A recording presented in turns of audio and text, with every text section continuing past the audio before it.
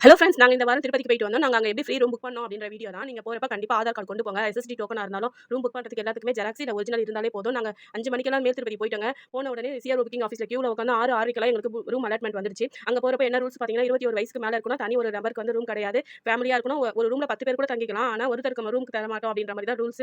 Xerox இருக்கணும். Aadhaar card தான் முக்கியம். அங்க நமக்கு ரூம் குடுக்குறப்ப ஒரு ஃபோட்டோ எடுக்குறாங்க.